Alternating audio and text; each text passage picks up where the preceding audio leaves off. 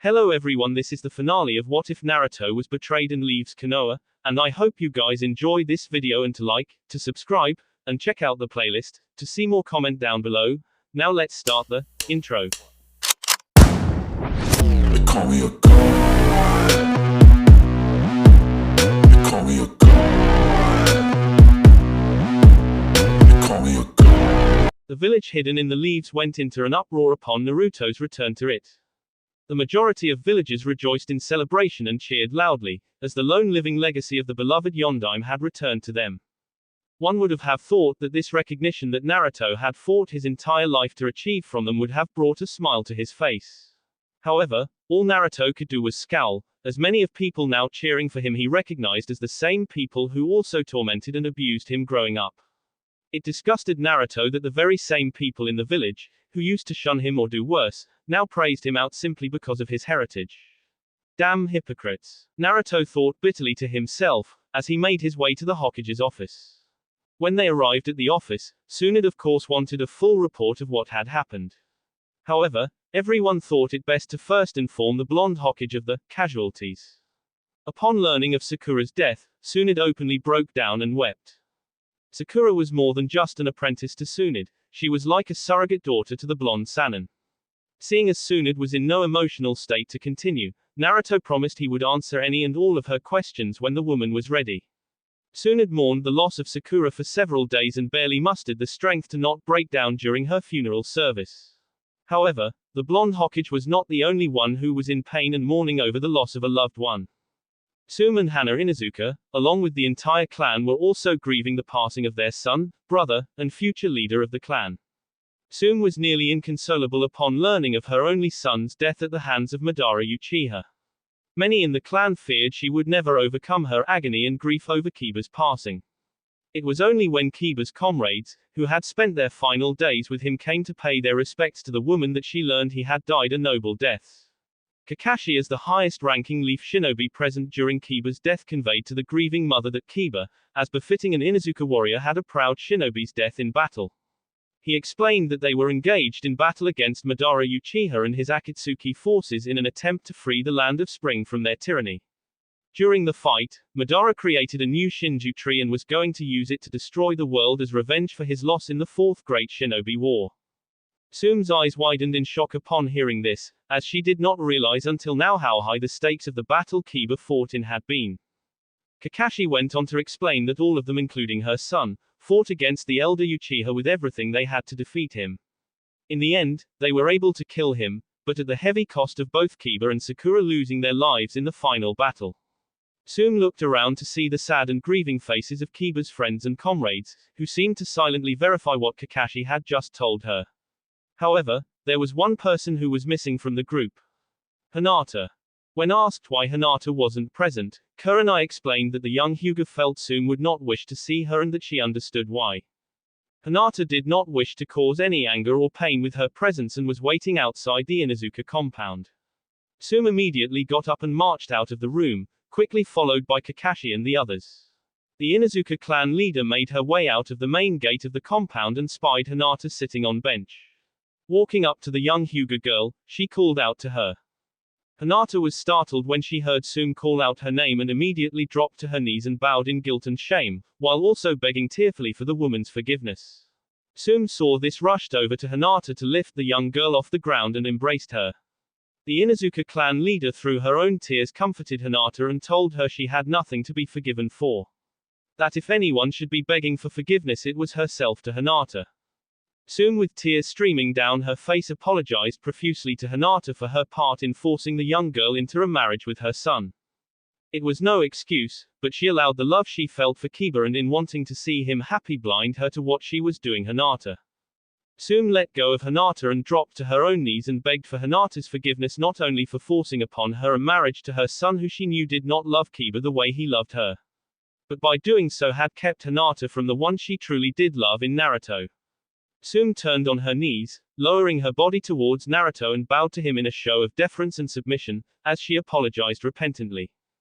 Naruto, I'm truly sorry for what I did to you. I know the part one played in taking Hinata away hurt you terribly and I hate myself for that. You were a caring and loyal friend to my son growing up, and I spit upon that friendship and betrayed you most heinously. I let the love I held for my son blind me to the pain I was helping to cause to other people, simply because I wanted to see Kiba-kun happy. I've no right to ask for your forgiveness, because truthfully I don't deserve it. But if you could find it in your heart one day not to hate this stupid foolish old woman for what I did, I would thank Kami for the benevolence you would be granting me on that day, should it ever come. For his part, Naruto still felt some anger, and part of him did not want to forgive Tsumu for what she had helped do to both himself and Hinata in the past. However, seeing the broken woman and hearing her anguish-filled voice speak with remorse and regret as to why she did it and apologizing for it, Naruto realized he would never gain any satisfaction by holding on to his anger and resentment against her. The pain and the grief Tsumu was now living with, and knowing that her actions in the past played a part in the death of her son, would haunt the Inuzuka matriarch until her dying day. Taking pity on Tsumu, Naruto nodded his head to the grief-stricken woman in a show of kindness and understanding. Hinata felt the same as Naruto and lifted Tsumu from the ground, and both women hugged one another tightly in comfort and love. When they broke apart and both Hinata and Tsumu wiped their tears from their eyes, the Inuzuka matriarch called out for Akamaru to come to them. A minute later, the large white canine came bounding out of the gate towards them. The Inuzuka woman patted Akamaru's head, before she turned her attention back to Hinata. She explained that with Kiba's passing, the animal familiar had lost his partner and friend, and Tsumu knew how much the dog cared for Hinata. So she could think of no one better now for Akamaru to be a friend and protector to than Hinata. Hinata was taken aback by this and at first refused the offering Tsumu was bestowing to her, as she felt she was undeserving of it considering what had happened between herself and Kiba. This caused Akamaru to whimper and whine sadly, causing Hinata to kneel down and ask Akamaru if this was what he wanted. A playful happy lick to her face and a bark from the canine answered the Hyuga woman's question. Rising up to her feet, Hinata bowed respectfully to Tsumu and accepted the woman's gift, although she still believed she wasn't worthy of it. The Inuzuka woman merely declared that while Hinata never loved Kiba the way she had hoped one day that she would, she knew that Hinata did love her son as a close friend and comrade, and he was very lucky to have been blessed with her in his life. Hinata thanked Tsumu for her kind words, before she and Akamaru along with everyone else bid their condolences and farewells to the Inuzuka clan head. The next day, Tsumu sought out the 3 civilian women Kiba had impregnated the past 3 years and offered them and their children to be indoctrinated and become official members of the Inuzuka clan. Tsumu had decided from her conversation with Tsunade months ago, that indeed the Hokage was correct. The Inuzuka clan tradition mandating that any heir to the clan leadership must come from a union of 2 shinobi clans was an archaic law and served no purpose anymore. And Tsumu had decided it was wrong for such a tradition to cause these 3 civilian girls to be forced to raise their children, her grandchildren alone and without any help or recognition from the Inuzuka clan.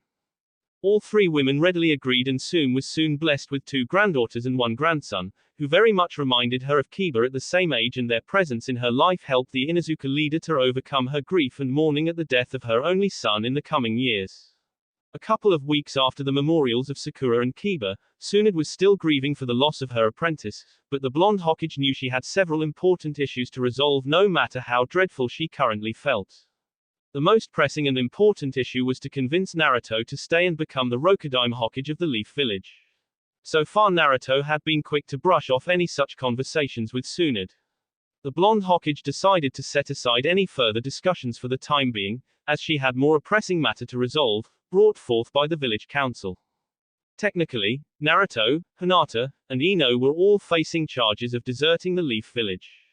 And the Konoha council was pressuring Tsunade as to the reason why she had yet to order a mind sweep from a Yamanaka in the Anbu interrogation and torture division to learn the truth about everything. It was a standard operating procedure that any AWOL ninja was required to undergo upon their capture and return to Konoha to make sure they hadn't divulged any village secrets. The council also wanted those who were ordered to capture and return the 3 wayward shinobi to also undergo a mind sweep to confirm everything. Ultimately, Tsunade was forced to capitulate to the council's wishes and explained that she had no legitimate reason, nor could she show any favoritism by denying their request. Everyone was expecting this upon their return and hoped that the false memories Ino had implanted in them of what really happened surrounding Kiba and Sakura's deaths would hold against the Yamanaka mind sweeps. Fortunately, Ino had proven herself to be the most skilled and powerful member of the Yamanaka clan next to her father Inoki, as the false memories she had implanted held up to her fellow clan members' scrutiny. However, Ino and everyone else knew that would prove to be meaningless, if Inoki didn't react the way they hoped he would when he scanned his daughter. So it was with bated breath and some nervousness that everybody waited for the outcome of Ino's mind sweep. When Inoki entered the Hokage's office with Ino in tow, he glanced at her fellow conspirators and his brow furrowed into a slight scowl. The Yamanaka clan leader then turned to Tsunade and reported his findings from Ino's scan. Lady Tsunade, my mind sweep of Ino's memories is complete and I can officially verify and confirm that it matches with all the information learned from the other mind sweeps given to her comrades. Inoki wasn't pleased with the position his daughter and the others had placed him in, but he understood their reasons. Kakashi's assessment of the situation if the truth were revealed Inoki agreed with. A potential Leaf Clan civil war could erupt costing many innocent lives, if it was revealed that Sasuke and to a lesser extent Ino were shown to have killed Kiba. Then there was reason that if the truth about Kiba was known, it would cause additional pain to Tsumu and the rest of Kiba's family and clan who were already in mourning over his death. The Yamanaka leader felt that an entire clan should not be judged on just the actions of one individual clan member and Inoki did not see the point of bringing dishonor and disgrace upon the otherwise noble Inuzuka clan by revealing the truth. Turning to leave, Inoki eyed Naruto warily and scowled a bit at the young man, before his sight fell upon his daughter standing next to Hinata. The Yamanaka clan leader's face turned red, as Inoki had made the mistake of scanning Ino's mind a bit further once he had learned of his daughter's plot to hide the truth about Kiba to find out if she was attempting to conceal anything else. And much to his mortification, he learned of his princess' new relationship with the Hyuga girl. Both Ino and Hinata saw Inoki turn red, while he gazed at them and they too began to blush, as they suspected what the Yamanaka patriarch had learned about the two of them. Tsunade was satisfied with the results, as was the Konoha Council when the findings were disclosed to them. It gave Tsumu a small sense of comfort and helped to lessen her grief to know that Kiba's honorable death on the battlefield had officially been confirmed. With the matter of the loyalty of their shinobi now concluded, the council now turned its attention to convincing the living legacy of the beloved Yondaime Hokage to stay and assume the mantle of becoming their next Hokage. Tsunade persuaded the council to allow her to handle that situation, as any pressure from them might cause Naruto to rebel against it. However, before the blonde Hokage could come up with some type of plan or reason for Naruto to stay and become the Rokudaime Hokage, a new crisis arose as the Yondaime Raikage of Hidden Cloud Village Kumogakure suddenly arrived with 500 of his strongest shinobi camped a mile outside of the Leaf Village. Tsunade immediately marshaled her own ninja and they took up defensive positions to protect the village, while she went out to learn of why the Raikage was there. When Tsunade and her escorts arrived at the Kumo encampment, she was a bit concerned at this show of force by the Raikage. Kumogakure and Konohagakure had lived in peace with one another since the end of the Fourth Great Shinobi War. The two shinobi villages had even signed a non-aggression treaty with one another and had opened up profitable trade routes between them over the years. The blonde Hokage sincerely hoped that today would not be the day the peace between them would end and that the two villages and their countries would not be plunged back into war. When Tsunade entered the command tent flanked by her bodyguards Kakashi, Might Guy, and Naruto, they were met by the imposing hulking figure of the Raikage along with three of his most powerful and skilled shinobi. A had brought with him his brother and Kumo's own Jinchuriki Killer Bee, along with the elite Junin Darui and Tsumu. Killer Bee smiled happily at Naruto and in his unique fashion rapped out a greeting to his fellow Jinchuriki. Naruto returned the warm welcome, before A snapped at his brother to shut up, as they were not there to exchange pleasantries. It was then that Tsunade inquired as to why they were there and for the reason why they had brought such sizable force with them. The Raikage curtly informed Tsunade that they were here to see their long-lost friend and comrade Yugito, and as to the reason why he had brought such a force with him. A explained it was to dissuade Konoha from harboring any thoughts or desires of preventing Yugito from returning home and keeping her for themselves. This infuriated Tsunade and the blonde Hokage admonished the Raikage severely for thinking they would do such a thing. Especially when it was her who sent the message to inform A that Yugito was alive in the first place. The Raikage felt a twinge of shame upon hearing Tsunade's scolding of him, as since the end of the Fourth Great Shinobi War he had come to respect the Slug Sannin a great deal. A swallowed his pride and apologized for his overreaction, but explained when it came to Yugito, both he and his brother considered her like a surrogate sister and someone they had believed to be long dead. To unexpectedly learn that she was indeed alive, but in a rival village, he let his emotions rule his decision to bring a shinobi force with him, rather than making a rational decision. Tsunade, hearing the contrite and sincere tone of Ai's voice, accepted his apology and offered to escort the Raikage and Killer Bee to see Yugito, which Ai quickly agreed to. A short time later, the Raikage and Killer Bee were reunited Yugito, who leapt up and tearfully hugged both men in happiness. Tsunade offered guest accommodations to A and B and left the three Kumo shinobi alone to catch up with one another. The next day, the Raikage and Tsunade held a private meeting between them in her office. A thanked the blonde Hokage for taking care of Yugito, but also expressed that there was a serious problem the two cages needed to deal with. That problem being that Yugito did not wish to return to Kumogakure. And when A pressed as to why she did not wish to return to her home, Yugito had hesitantly indicated that she had fallen in love with someone from the Leaf Village and didn't want to leave him. Tsunade suspected who the man was that Yugito was referring to, but went ahead and asked the Raikage whom he was speaking of. However, A stated that Yugito had refused to divulge his identity.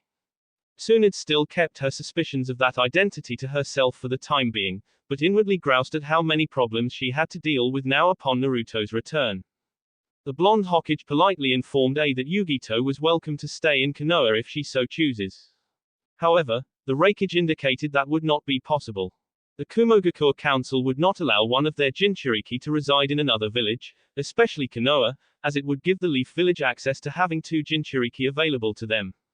A also grimly conveyed to Tsunade that the Kumo Council was resolute in the decision that Yugito be returned and would call for the breaking of their treaty and going to war against Konoha for the return of their Jinchuriki, if you tried to prevent it. The blonde Hokage could not believe that the Kumogakure Council would go to such lengths, as to actually go to war over this, but the more she thought about it, she began to understand their thinking, foolish as it was. The Fire and Lightning countries had only been allies for a few years since the end of the Fourth Great Shinobi War. Before that there had existed over a century's worth of hostility between the two nations and their shinobi villages, so there was a lot of caution and mistrust that many people of the older generations of both sides still held onto. The blonde Hokage surmised that Kumo Council was probably fearful that if Yugito wasn't returned to them, then Konoha could unleash the power of two Jinchurikis upon their country if they wanted to in the future. At that moment, Tsunade realized she somehow needed to strengthen the ties and trust between the two nations and villages, but was currently at a loss of how to do that. Tsunade asked what exactly was it that A wanted for her to do, to which he simply replied, "Do nothing, Hokage Tsunade." The Raikage went on to explain that he would soon be returning to Kumogakure with Yugito whether she wanted to go or not. And so long as Konoha made no moves to prevent this, then their countries and villages could continue to live in the peace and prosperity they had enjoyed the past few years. Tsunade angrily fired back that what the Raikage was doing to Yugito was tantamount to imprisoning her. Did he not know of her imprisonment the past 7 years at the hands of the Akatsuki and what they did to her? Now she has a chance at happiness and he was going to deny her that by forcibly taking her back to Kumogakure. Tsunade then asked A what makes what he's doing any different than the Akatsuki. The Raikage furiously shouted in defense that indeed he did know of what happened to Yugito. He also stated that he also knew that what he was doing was taking her from one prison to another, albeit a more pleasant one. A declared that if it was up to him, he would allow Yugito to stay and live a happy life with the man she loves, but it wasn't up to him. And he did not want to risk the possibility of another shinobi war erupting if she wasn't returned to Kumogakure. The Raikage then bluntly asked if Tsunade was willing to risk another war starting by not allowing him to take Yugito back. Taking a moment to calm down, Tsunade deeply contemplated what A had just said. After a minute, she leaned back into her chair and exhaled a defeated sigh. The blonde Hokage realized that A was right, she could not, or more precisely would not allow Konoha to be plunged into another shinobi war. If that were to happen, the other elemental nations would be forced into it as well, and thousands upon thousands of lives would be needlessly lost. As much as Tsunade hated to do it, she was forced to agree with A and would take no action against him returning back to Kumogakure with Yugito. In the end it simply came down to the greater good for both nations and villages, but the blonde Hokage knew of a certain nine-tailed Jinchuriki who would have a hard time understanding and accepting it. To say Naruto was furious was an understatement, as he marched angrily towards the Hokage's office. Both Ino and Hinata followed close behind, trying to get him to calm down before he saw Tsunade. This however was proving difficult to do, as the tearful face of Yugito was firmly entrenched within his mind. Naruto, Hinata, and Ino had arrived to ask Yugito out to breakfast with them, when they learned of Ai's and Tsunade's meeting the day before and the results of it. To her credit, even though it broke her heart, Yugito understood why she had to return to Kumogakure, but that still didn't make it any less painful to know she was being forced to give up the man she loved and the friends she had made. Unfortunately, Naruto was not as understanding, hence his march to see Tsunade and let her know of his displeasure of what was being done to one of his precious people. So it was of little surprise to Tsunade when Naruto came barging into her office and demanding that Yugito be allowed to stay in the Leaf Village if she wanted to. Both Kakashi and Kurenai, who had been having a meeting with the Hokage, looked at one another in confusion, as they wondered what Naruto was talking about. For her part, Tsunade merely pinched the bridge of her nose in frustration, as she knew this was going to be a difficult conversation with Naruto. Looking up at the angered visage Naruto bore upon his face, Tsunade exhaled a sigh, before she began to explain the situation and the ramifications of what would happen if they tried to stop the Raikage returning to Kumo with Yugito. After a few minutes, Naruto remained unconvinced and argued that Yugito should be allowed to make her own decisions. Tsunade agreed that Yugito should be allowed to make her own decisions, but her village is not giving her any options other than to return, and she knows this. The blonde Hokage also went on to explain that as much as she sympathizes with Yugito's plight, as Hokage she would not risk sending Konoha into another shinobi war over it. Then make me Hokage, Naruto angrily declared. Tsunade actually chuckled after hearing this, as for the past few weeks Naruto had refused to even discuss any possibility of him taking the mantle of the Rokudaime Hokage.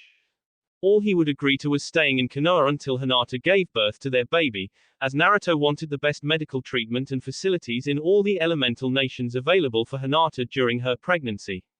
Now that Naruto was suddenly ready to assume the position of Hokage, Tsunade knew she couldn't relinquish her title to him, not with the way he was acting, and asked with a hint of derision. And what would your first act be as the Rokudaime Hokage? When Naruto answered he would stop Yugito from leaving, Tsunade threw her hands up in the air and shouted that's why she couldn't name Naruto as the next Hokage right now, because he wasn't thinking with his head, but with his heart. And that a Hokage needed to base any and every decision they make for the protection and safety of the village and its citizens. And right now, if Naruto were Hokage, he would be making a decision for purely selfish reasons, and in doing so would plunge the Leaf Village into a pointless war. As Naruto and Tsunade continued to argue back and forth, the tension in the room began to rise, as Hinata, Ino, Kurenai, and Kakashi looked on with concern. As they watched the verbal exchange between Tsunade and Naruto become more and more heated, Ino began to feel lightheaded. Suddenly, she began to waver on her feet, as the stress of the situation was starting to overwhelm her. Before Ino collapsed, she was caught by Hinata, who lowered her friend gently to the floor, as she cried out in distress. Ino-chan, what's wrong, are you alright? Hinata's shout alerted Naruto and Tsunade, and they ceased their bickering, before they both rushed over to where Ino lay. As her hands glowed with green chakra, Tsunade began to scan Ino's vitals, as everyone looked on with concern. A couple of minutes later, Tsunade deactivated her chakra and with Naruto helped the Yamanaka girl to her feet, while everyone anxiously waited for her diagnosis. You're fine, Ino, your blood pressure was elevated, which is probably what caused you to feel dizzy, but it's coming back down now.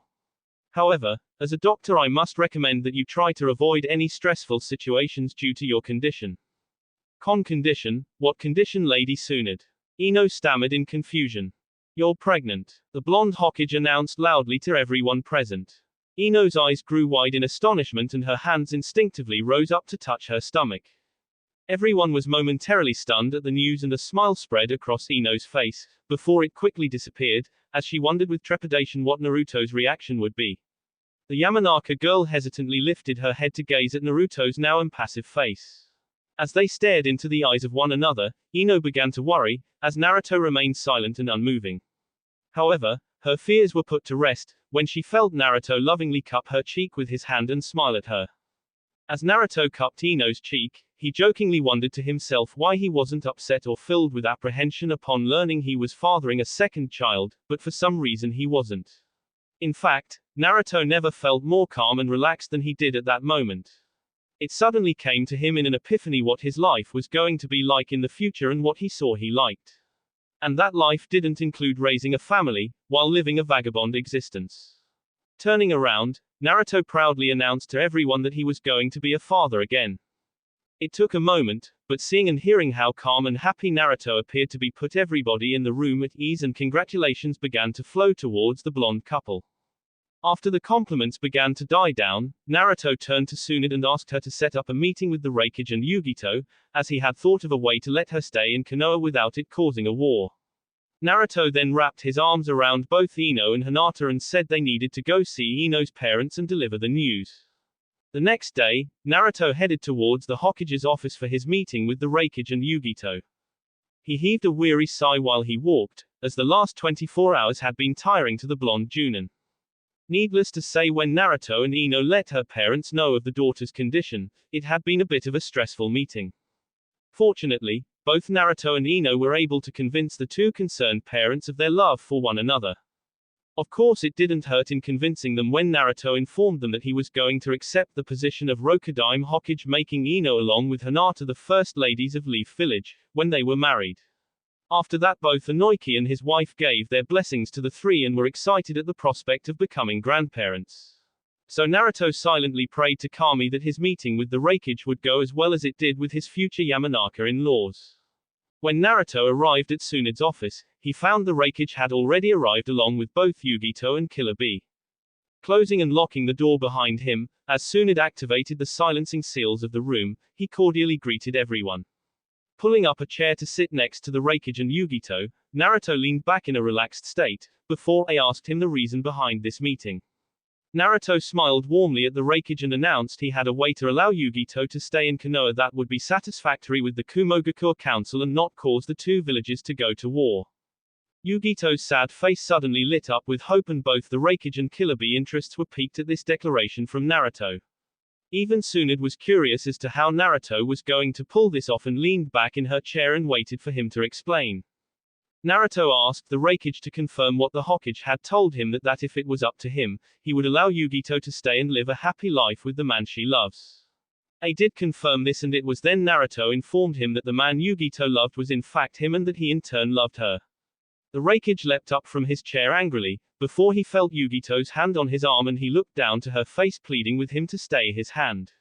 Reluctantly, he began to calm down and sat back down, before he growled out for Naruto to continue.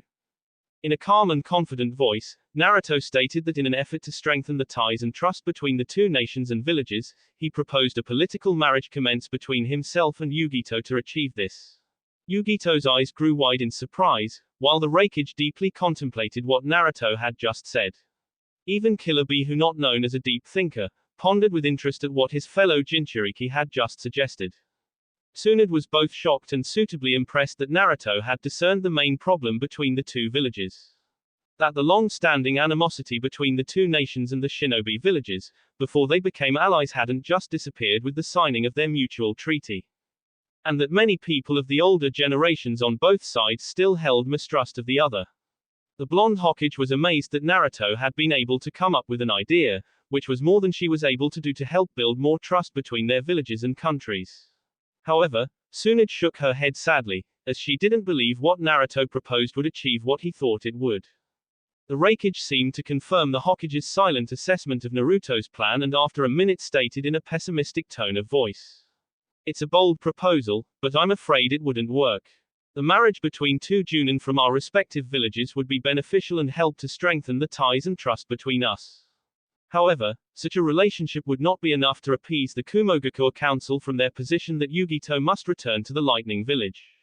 Unless, of course, you're suggesting that you would be coming with her, but I highly doubt your own council would allow that to take place, just as our own won't allow Yugito to stay here. Perhaps if you were from a prominent clan or held a higher position within the Konoha government, it could persuade the Kumogakuren Council in allowing Yugito to stay, but as the things are, I'm afraid your plan won't work. Then it's good that I meet both of the criteria you just mentioned. Naruto declared with certainty. Yugito and Killer Bee all looked at Naruto with confusion, before the blonde leaf shinobi continued on. Naruto went on to explain that he is the last living legacy of the Namikaze clan and the only son of the Yondaime Hokage of the Leaf Village. So he meets the first condition the Raikage had mentioned of being from a prominent clan. As for the second condition of holding a higher position within the Konoha government, it will soon be announced by Hokage Tsunade that she is retiring and is naming him as the Rokudaime Hokage of the village Hidanai the Leaves.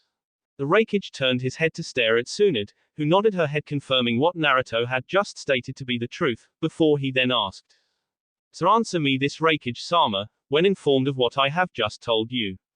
Would you be able to convince the Kumogakure Council to be comfortable and secure enough to allow Yugito-chan to stay if she married to the Rokudaime Hokage of the Leaf Village and be recognized in all of the elemental nations as one of the first ladies of Konohagakure? It took a moment for the Raikage to process everything, and he leaned back into his chair and stroked his beard with his hand in deep thought. The Kumo Council's fear that if Yugito wasn't returned to them then Konoha could unleash the power of 2 Jinchurikis upon them in the future now appeared foolish, as the wife of the Leaf Village Hokage isn't going to allow her husband to attack her homeland. Which I already knew was never a possibility, not after fighting side by side with Naruto against Madara during the Fourth Great Shinobi War. He knew the young man to be one of the most honest and honorable men he had ever met in his entire life. So after running all the positive aspects and the few if any negative ones of Naruto's proposition through his mind, he turned to Naruto and said given what he had just learned, he believed he could convince the Kumogakure Council to allow the marriage and Yugito to stay and live in Konoha by his side. However, the Raikage wanted to know what Naruto meant by referring to Yugito as one of the first ladies of Konohagakure. The blonde Junin explained that though the Konoha Council hadn't made an official proposal yet, he suspected that due to him being the last living Namikas they were going to enact the Clan Restoration Act or CRA upon him to rebuild his noble clan. Naruto stated that he would accept the CRA plan from the Konoha Council and be taking 2 additional wives along with Yugito-chan. The Raikage bristled at this and wondered aloud if Naruto had bothered to discuss these additional wives with Yugito. Naruto replied that he had not, but he didn't think it would be a problem for Yugito-chan, as Hinata-chan and Ino-chan were close friends with her and all of them would all share equal status amongst themselves. He turned to look at Yugito and silently ask if what Naruto said was accurate. A nod of the Kumo Kanoiki's head indicated that indeed it was accurate, and the smile she sported seemed to indicate she had no problem sharing Naruto, at least not with the 2 women he had mentioned. Turning towards his brother to get his opinion on everything, he slapped his forehead in embarrassment, as Killer Bee enthusiastically began to rap about Naruto being a brother from another mother and that he and Yugito had his blessing for their marriage. After Bee finally finished his badly rhymed ballad about Naruto and Yugito, the Raikage turned his attention to Tsunade and announced that he would spend a couple of more days in the Leaf Village visiting with Yugito, before he and his men returned to Kumogakure. He stated he would return, as soon as the wedding date was announced, which he hoped would be soon. Naruto asked if he could spend some time right now with Yugito, as they had much to discuss. They agreed that indeed they did have much to talk about and bid goodbye to Tsunade, before he hugged Yugito followed by his brother who did the same, as they exited the office. Naruto and Yugito also bid good day to the blonde Hokage, before the 2 of them left hand in hand to meet up with Hinata and Ino and have a much needed conversation about many things between the 4 of them.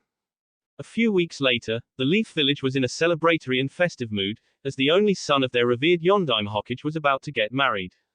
Even more exciting, it was announced by the Konoha Council that the CRA had been enacted for Naruto and he was marrying not 1, but 3 beautiful women to help restore the noble Namikaze clan. It was also announced that Tsunade Senju, the Godaime Hokage of the Leaf Village, was retiring and that Naruto Uzumaki Namikaze was named as her successor to become the Rokudaime Hokage. The villagers rejoiced at this news, as many of them believed an era of the second coming of the Golden Flash was now upon them. The wedding itself was a lavish affair, as all the Kages from other 4 elemental nations attended the marriage ceremony. There were also leaders from smaller nations such as Princess Kazuhana Kayuki of the Land of Spring and Tazuna and his family from the Land of Waves who also came to the wedding and were special guests of Naruto.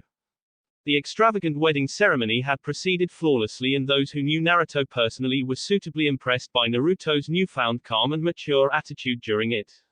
And everyone was awestruck at how beautiful Hinata, Ino, and Yugito looked in some of the finest silk wedding kimonos that had ever been created. The reception was no less spectacular than the wedding, as many of the family, friends, and colleagues of the married quartet began making speeches honoring the brides and groom. Many of the speeches from the foreign and older guests that had been invited to the wedding consisted of a moralistic tale or singing the praises of the significance of marriage to Naruto, Hinata, Ino, and Yugito.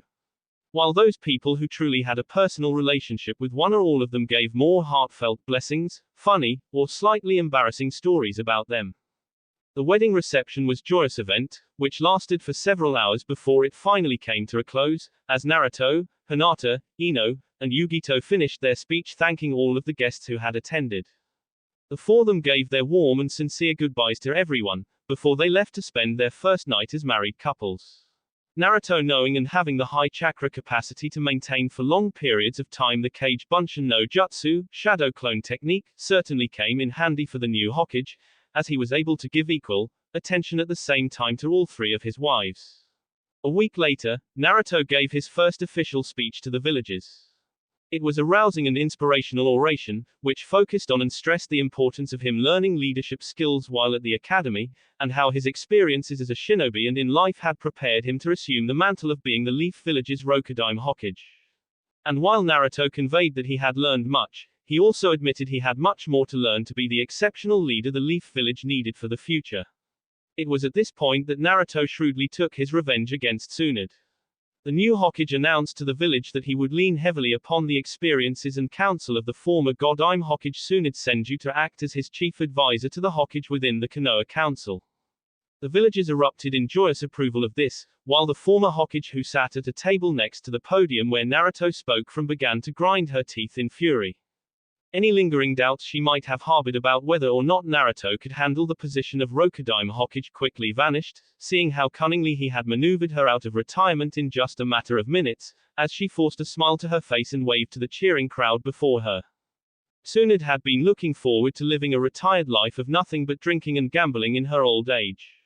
However, in one fell and devious swoop from Naruto, she had been dragged back into public service once again. As Naruto finished his speech to the approval and applause of the village, he shot a quick smirk at Tsunade, who glared fiercely at him as he left the stage. The next day, Naruto sat in the Hokage's office with Tsunade, who after 24 hours had finally calmed down enough to at least act civil towards him. The first official task Naruto needed to do as Hokage was to figure out what to do with the 100 Crimson Army soldiers who accompanied him back to Konoha and had pledged their loyalty to serve him. Sasuke had been kind enough to house the men temporarily at the Uchiha compound, but that didn't solve the problem of providing them with a function. And since Naruto knew they were only loyal to him and not the village, he came upon a unique idea. Naruto decided he would make the Crimson Army soldiers his royal guard tasked solely with the purpose of protecting him and following his orders as Hokage alone. It took a bit of convincing, but ultimately the Konoha Council did approve of Naruto's proposal for the men. That proved to be very beneficial for the village in the coming years, as Naruto's guard became quite infamous throughout all of the elemental nations. Their prowess and ferociousness in battle was unmatched and they soon garnered the nickname Naruto's Berserkers. The men led by General Daisuke were so single-minded and fiercely loyal to Naruto that it was said you could hack the arm off of one of men in battle, but he would continue to fight with such savagery until his opponent was dead or he was. Over the years their reputation had become so legendary throughout the world of the bloodthirsty ferocity on the battlefield, that when Naruto arrived with them to aid Gaara, whose village was being attacked by a marauding army from the west, the opposing soldiers, even though they still outnumbered Gaara and Naruto's forces by a 4-1 margin, actually turned tail and retreated back to their homeland rather than face Naruto and his berserkers. In Konoha, the position as one of Naruto's honored guardsmen soon became a much desired and exalted title that many children growing up in the village during Naruto's reign dreamed of becoming. The next major task Naruto had to deal with was to find a replacement for the strategic commander of Konoha's shinobi forces, Shikaku Nara, who was retiring. Naruto listened to Tsunade's and Shikaku's recommendations and carefully deliberated over each potential candidate. However, after several hours of consideration, Naruto rejected all of the suggested replacements. He agreed with Tsunade and Shikaku that all of them had exemplary military records and experience, but felt none of them could match the intelligence and strategic thinking Shikaku possessed to protect the Leaf Village in the future. Naruto concluded there was only one person qualified to replace Shikaku, and when they asked who Naruto had in mind, they both nearly fell out of their chairs when they heard the name. An hour later, Shikamaru Nara hesitantly knocked on the door of the Hokage's office and was told to enter. Gulping nervously, the Nara heir slowly opened the door and walked inside. He saw Naruto sitting behind the Hokage's desk looking over some documents, while wearing the traditional straw hat that all previous Kages had worn. Tsunade was sitting at a table next to his father to the side of the desk and both were quietly drinking a cup of tea. Shikamaru gulped again with apprehension at seeing Naruto, as he had done his very best to avoid the blonde shinobi since his return. It's true they had been close friends growing up, but Shikamaru knew he had destroyed that friendship, when he betrayed not only Naruto but Ino as well, by his manipulations in taking her away from him over 2 years ago for himself. At the time he honestly thought he was in love with Ino and hoped that she would come to love him the same way, but she never did. Eventually, Shikamaru came to terms and accepted that Ino's heart belonged to another. Naruto. Shikamaru hoped that the day he broke up with Ino and told her to follow her heart that the guilt he felt over what he had done would go away. Unfortunately, it never did and it ate away at him like a disease knowing he had hurt his friend so callously.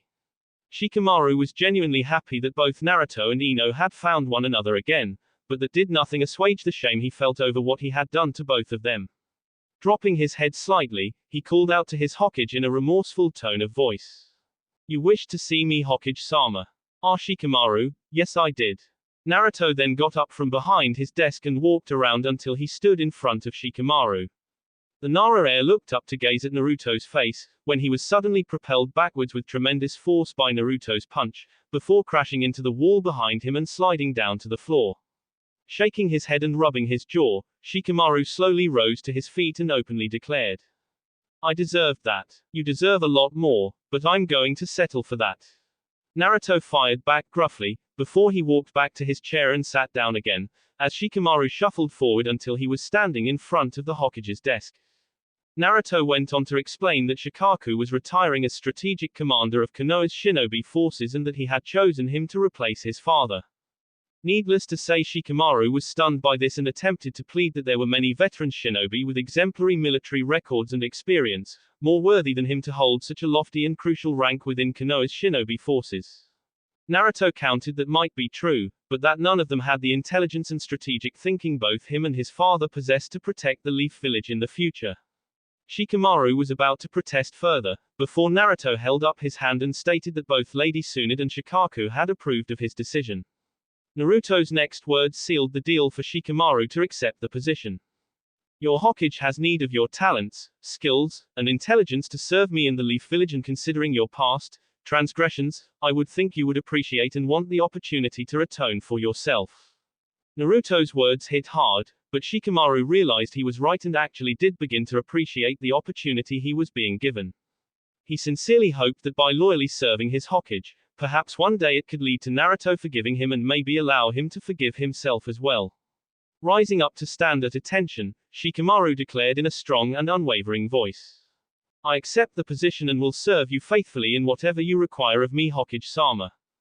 Naruto rose up from his chair and smiled, before he extended his arm and he and Shikamaru shook hands. 2 years later, Naruto stood off to the side and gazed out into the great banquet hall, which was currently occupied by several people celebrating the wedding of Shikamaru Nara to Temari no Sabaku of the Sand Village. Naruto chuckled to himself, as Shikamaru had always remarked that he prayed to Kami that the women he would marry would not be troublesome. Well, with Temari not only being the sister of Gaara the Kazekage of Sunagakure, but also with her fiery temperament and stubbornness, Naruto couldn't think of a more troublesome woman for the Nara heir. Naruto looked around the room and spied Kurenai scolding Kakashi for bringing out and reading Ika Ika Paradise book at the reception. The blonde Hokage chuckled at the horrified look on Kakashi's face, as he watched his wife tear the book in half and throw it into a trash can. Naruto figured Kakashi would have put up more of a fight to save his precious book, but Kurenai being 6 months pregnant with raging hormones.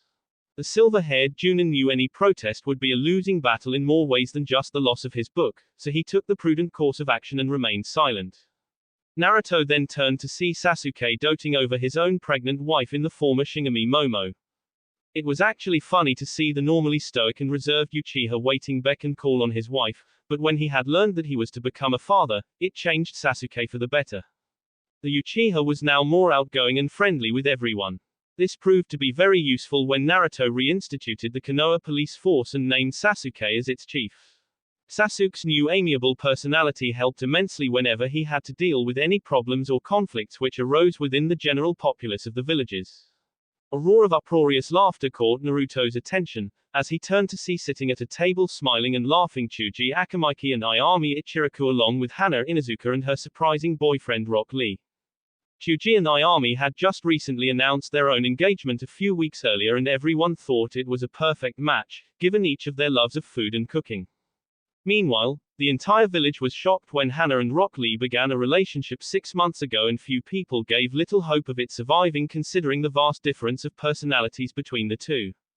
However, both Hana and Lee had proved everyone wrong and were a very happy and contented couple, as Hana's more reserved personality helped to curb Lee's more boisterous one at times, while his personality got the Inuzuka heiress to become more open and sociable around people outside of her clan. Naruto then looked around to see his wife Yugito standing with A and Killer B, as the Raikage held his 1-year-old daughter in his arms. A was never known to smile that much, but he was grinning from ear to ear, as he bounced his niece up and down in his powerful arms. Killer B was singing a nursery rhyme rap to the infant, causing the girl squeal and giggle in delight at all the attention she was receiving. The blonde Hokage then spied another of his wives, Ino, visiting with her parents holding Naruto's son in her arms. Both grandparents were lavishing affections on the grandson by tickling the young boy, who laughed and squirmed in delight at this action. The young child looked like a miniature version of his father with the blonde hair and blue eyes he inherited from both of his parents. Naruto then turned to see a smiling Hinata sitting at a table with Tsunade, Neji and Tenten. The former Godime Hokage was currently playing a game of peek-a-boo with Naruto's daughter, who was the spitting image of her mother with indigo-colored hair and the famous Hyuga eyes.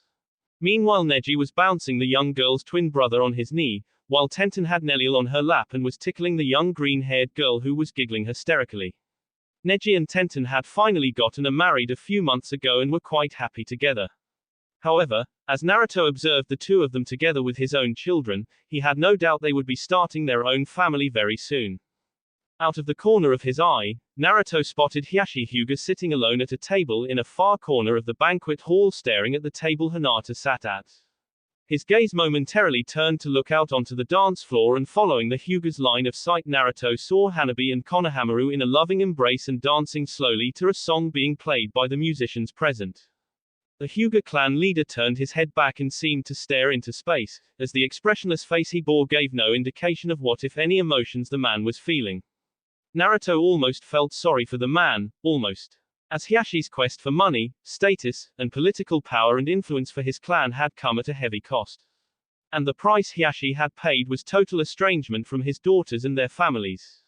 And while Hiashi had been successful in gaining money and status for his clan, as soon as Naruto took office as the Rokudaime Hokage, any political influence the Hyuga leader once wielded had officially ended, as far as Naruto was concerned.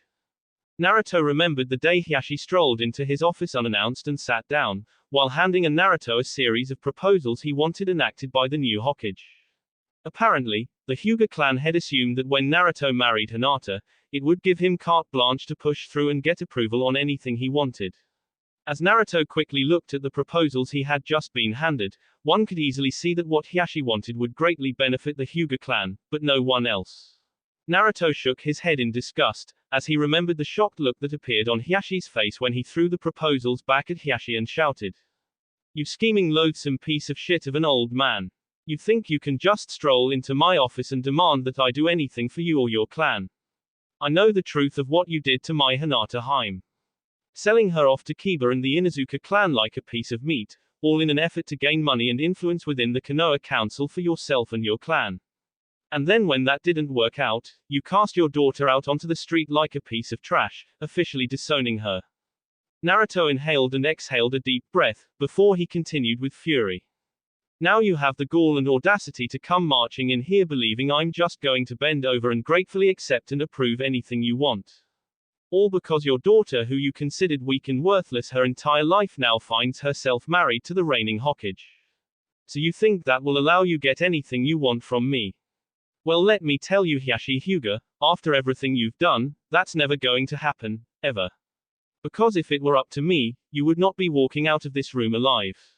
And the only reason that you will is because I know Hinata-chan still loves and cares about you, and your death, especially by my hand, would cause her great pain. So while I can't, or more precisely won't, kill you for her sake, I can tell you what I will do. A wicked smile spread across Naruto's face, which sent a shiver up Hiyashi's spine. What I will do is never enact or pass any proposal or amendment brought forth by the Hyuga clan now or in the future, while you are its leader. The days of the Hyuga clan wielding any power within the Konoha government has ended. I have not only the support of the shinobi side of the council, but also the civilian side of it. So the only proposals and amendments that will get passed are those that I approve and no others. So if you want the Hyuga clan to ever have any say within the Konoha council again in the future, I suggest you step down as its leader and name Neji as the new clan head. Because that is the only way I will ever consider anything brought forth by the Hyuga clan to me. Hiyashi's face turned ashen in color after hearing Naruto, and he sputtered to try and find the words he wanted to say to turn this situation he was now facing around. However, before he could say anything, his new Hokage shouted out. Anbu, escort this person out of my office and never let him enter it again. Two Anbu suddenly appeared around Hiyashi and bade the man to get up and leave lest they be forced to remove him themselves. The Hyuga clan leader exhaled a defeated sigh, before he rose from his chair and gathering up as much pride as he could walked out of the Hokage's office for the last time. Naruto was broken from his memory, when he felt a tugging on his pant leg and looked to see Neliel standing there with her arms outstretched indicating she wanted her father to lift her up.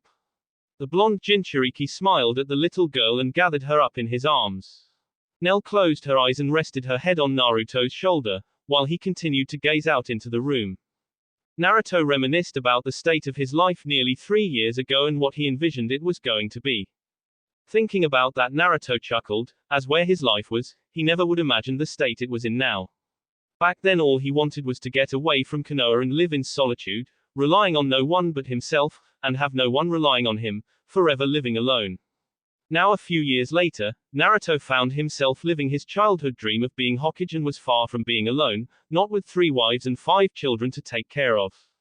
And truth be told, he couldn't be happier about the way things had turned out. Naruto had found his purpose, and while many would guess that purpose was becoming the Rokudaime Hokage, they would be wrong. Nearly 3 years ago, Naruto had once posed the question to himself of, do I have a purpose anymore? 3 years later, Naruto had found the answer to that question.